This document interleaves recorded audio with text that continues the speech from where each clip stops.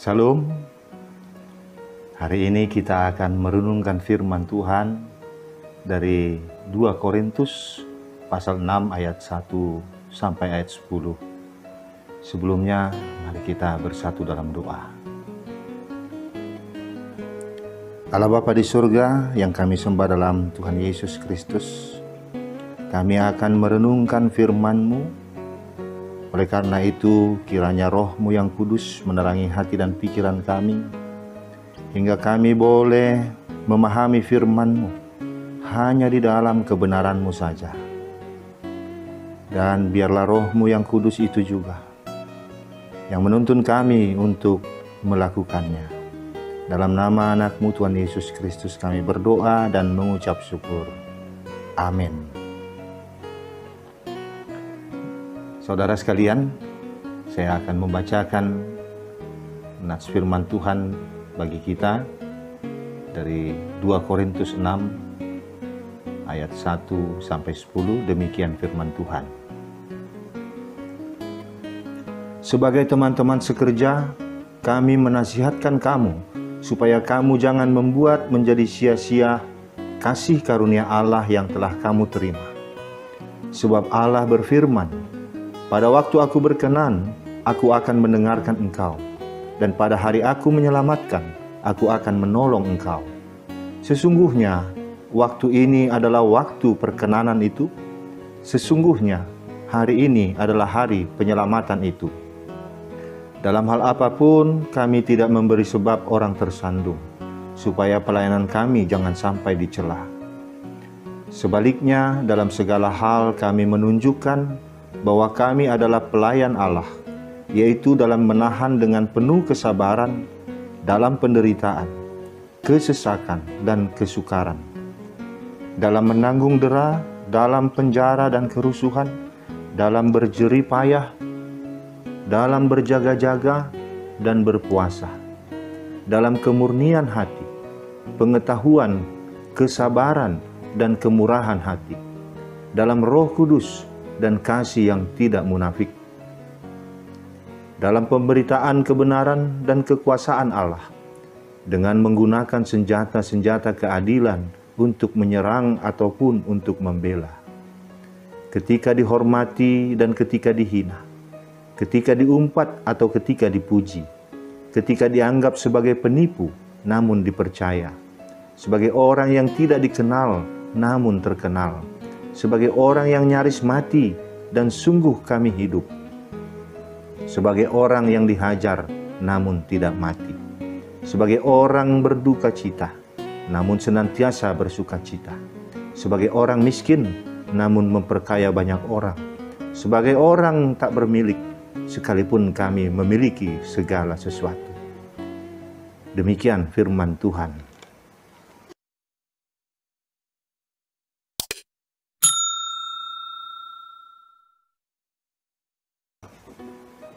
Saudara yang kekasih dalam Tuhan Yesus Kristus, tema renungan kita ini pelayanan yang penuh kasih. Usaha untuk mencapai sebuah prestasi lebih mudah dibandingkan usaha untuk mempertahankannya. Hal ini berlaku dalam berbagai bidang, misalnya dalam olahraga, pendidikan, dan lain-lain. Demikian juga hal ini berlaku dalam bidang kerohanian. Lebih mudah memperoleh pengampunan dibanding mempertahankan pengampunan itu. Lebih mudah memperoleh kasih karunia Allah dibanding mempertahankan kasih karunia itu. Saudaraku, gereja Korintus ada dalam bahaya menyia-nyiakan kasih karunia Allah yang telah mereka terima. Mereka dalam bahaya karena mengabaikan nasihat Paulus dan dibingungkan oleh rupa-rupa pengajaran yang lain. Paulus mendorong mereka untuk tidak menunda-nunda kesempatan untuk membiarkan Kristus masuk di dalam kehidupan mereka. Dalam ayat-ayat sebelumnya, di pasal 5 ayat 15-21, Paulus bicara mengenai karya pendamaian yang telah dikerjakan oleh Yesus Kristus. Paulus mendorong jemaat Korintus untuk memberi diri mereka didamaikan dengan Allah dan tidak lagi hidup untuk diri sendiri, melainkan untuk Kristus. Nah, setelah membereskan hubungan mereka dengan Allah, sekarang dalam bacaan kita ini, Paulus meluruskan hubungan mereka dengan para pemberita Injil, termasuk Paulus sendiri, yang oleh Allah telah dipercaya untuk melakukan pelayanan pendamaian itu. Sebagai seorang hamba Tuhan yang bertanggung jawab, Paulus ingin agar orang-orang yang dia layani membuat respon yang sepadan dengan Injil Yesus Kristus. Ia tidak mau bila kasih karunia Allah menjadi sia-sia karena respon negatif orang terhadap Injil. Yang Paulus maksud adalah sikap jemaat yang mulai merendahkan Paulus karena pengaruh pengajar-pengajar palsu, yang mengatakan bahwa pelayanan Paulus itu tidak sah, tidak benar, pengajarannya palsu. Hal ini membuat mereka secara tidak langsung menolak Injil yang diberitakan oleh Paulus. Padahal, waktu perkenanan Allah atau kesempatan yang Allah berikan bagi orang untuk beriman dan bertobat menyambut Injil tidak dapat diulur-ulur. Fakta bahwa Allah penuh dengan anugerah justru seharusnya mendorong orang untuk segera merespon dengan benar anugerah Allah itu. Paulus menyadari bahwa faktor ketidaklayakan seorang hamba Tuhan bisa menjadi batu sandungan yang membuat orang yang dilayani menolak anugerah Allah. Namun Paulus membela dirinya. Dia mengatakan bahwa dia satu kali pun tidak pernah menjadi batu sandungan jemaat yang dilayaninya. Ia tidak termasuk golongan hamba Tuhan seperti yang dituduhkan kepadanya itu. Dengan keberanian yang luar biasa, ia mengklaim integritas dirinya sebagai hamba Tuhan. Mari kita perhatikan bukti integritas hamba Tuhan seperti yang diteladankan Paulus. Yang pertama, Paulus tidak pernah melakukan hal yang bisa membuat orang lain tersandung. Itu ada di ayat 3. Sebaliknya, sikap dan tindakannya selalu menunjukkan bahwa dia takut akan Tuhan. Yang kedua, sikap pada waktu harus menanggung kesulitan dan penderitaan. Ayat 4 dan 5. Ia tidak menggerutu dan tidak menghindari penderitaan. Ia justru mau bersusah payah disertai disiplin rohani, seperti berjaga-jaga dengan berdoa dan berpuasa. Yang ketiga, Paulus menjaga kemurnian, sabar, murah hati, dan tidak munafik. Di ayat 6. Ia juga mengandalkan penyertaan Roh Kudus dan senjata-senjata rohani. Di ayat 7. Yang keempat, semua kualitas rohani ini ada pada Paulus secara konsisten. Dalam segala keadaan ia menjunjung kemuliaan Tuhan, seperti yang tertulis di ayat 8 sampai ayat 10. Seperti Paulus yang selalu mempertimbangkan setiap perilaku hidupnya sebagai kesempatan untuk memberitakan Kristus, kita pun diajak untuk melakukan hal yang sama. Jangan sampai perilaku kita menjadi batu sandungan bagi orang lain, sehingga mereka menolak Kristus.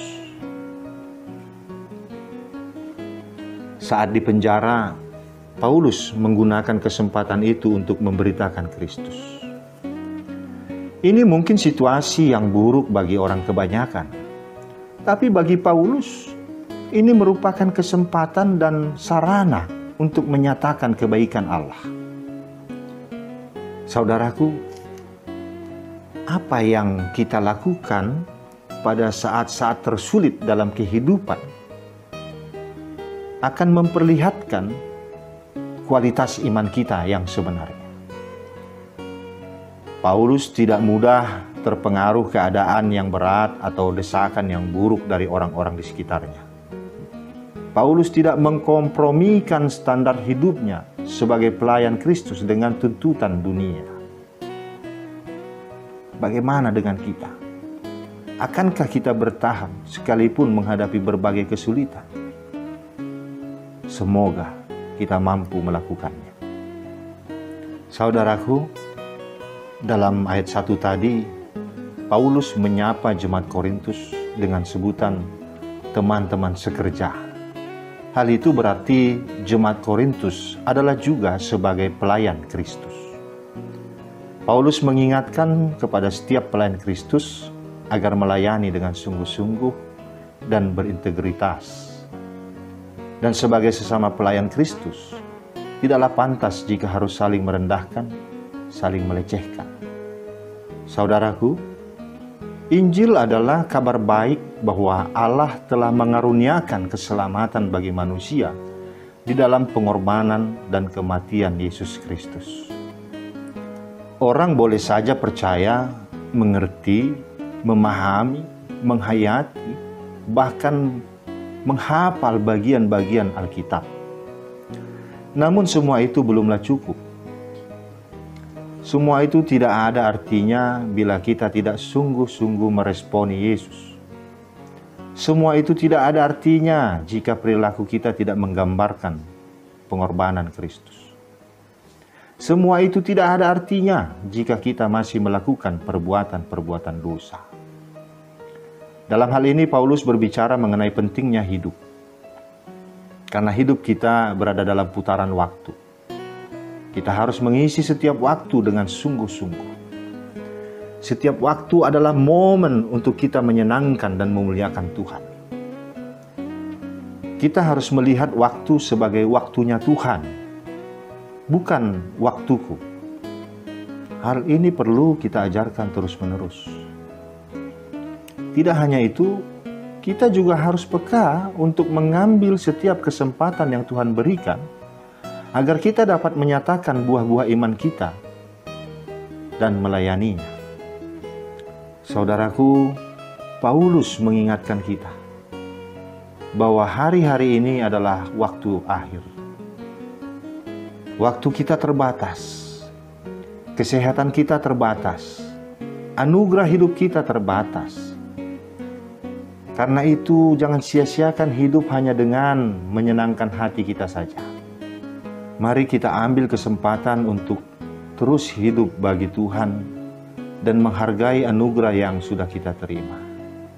Jika waktu sudah habis, maka tidak ada kesempatan lagi untuk kita dapat menyatakan buah-buah iman kita.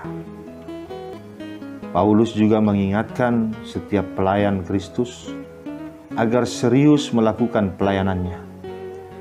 Pelayanan yang kita lakukan asal-asalan akan membuat kasih karunia yang kita terima menjadi sia-sia. Dan bahkan membuat orang lain tersandung oleh pelayanan kita. Di gereja-gereja, banyak orang yang ingin terlibat dalam pelayanan. Namun tidak banyak yang bersedia melakukannya dengan sungguh-sungguh. Salah satu ciri melakukan pelayanan yang sungguh-sungguh adalah dengan melakukan persiapan yang baik. Persiapan pribadi dan juga persiapan tim dalam pelayanan. Segala sesuatu yang kita lakukan dengan persiapan asal-asalan, hasilnya tidak akan maksimal. Begitu juga dengan pelayanan. Pelayanan yang dilakukan dengan asal-asalan, minim persiapan bahkan tanpa persiapan, maka hasilnya mengecewakan. Sebaliknya, pelayanan yang dilakukan dengan persiapan yang sungguh-sungguh, meskipun mungkin hasilnya tidak memuaskan, tapi pasti tidak akan mengecewakan. Memang untuk melayani dengan serius dan sungguh-sungguh, ada harga yang harus kita bayar. Karena biasanya pelayanan kita memang tidak akan berjalan mulus. Pelayanan Paulus juga tidak berjalan mulus. Paulus melewati berbagai penderitaan dan kesukaran. Ia dihukum cambuk, ia dipenjarakan, diumpat, difitnah, dan bahkan nyaris kehilangan nyawanya.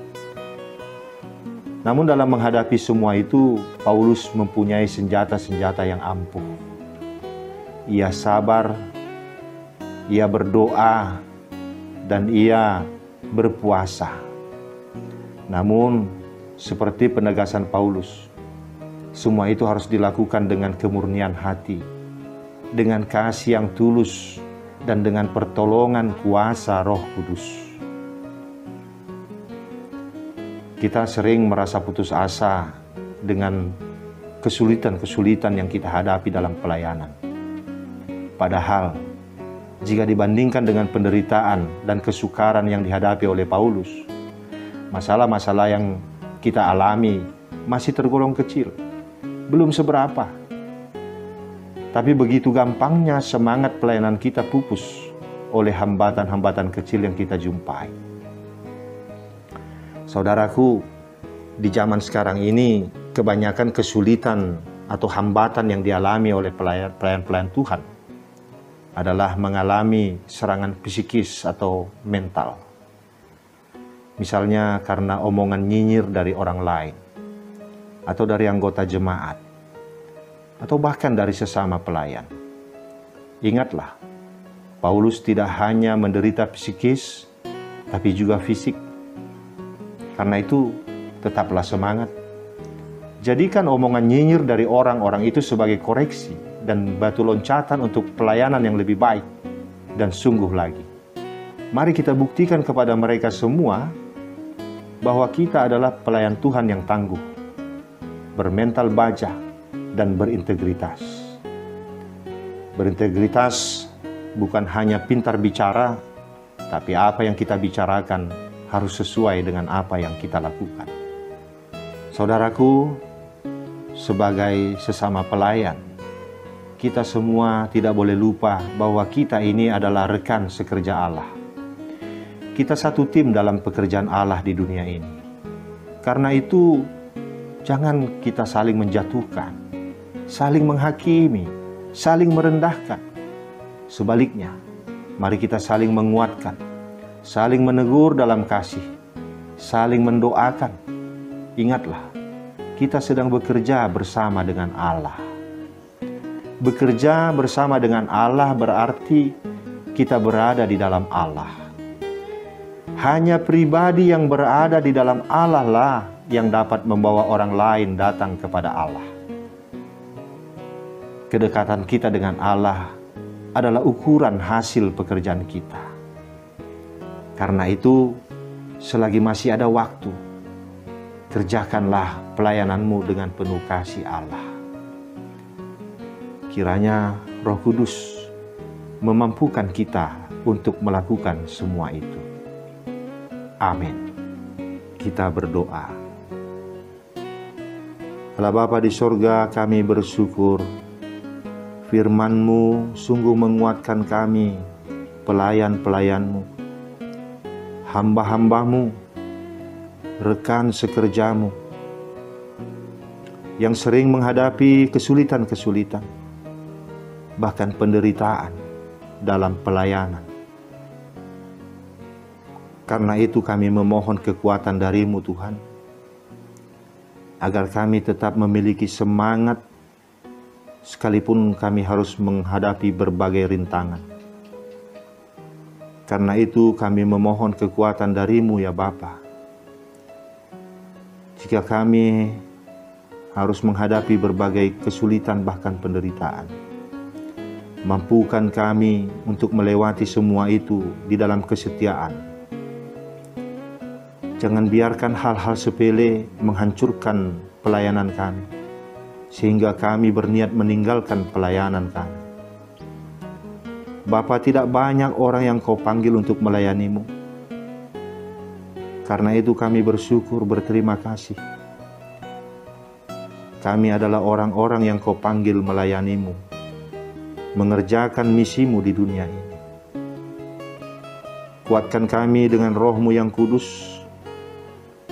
Biarlah Roh-Mu menyala-nyala dalam hati dan jiwa kami, hingga kami sungguh bersemangat melayani-Mu Bapa, melalui pekerjaan misi, melalui pekerjaan kami sehari-hari, melalui kegiatan pelayanan gereja kami, sehingga kami boleh merasakan sukacita di dalam Tuhan sekalipun kami harus menanggung berbagai-bagai penganiayaan, penderitaan, cemoohan.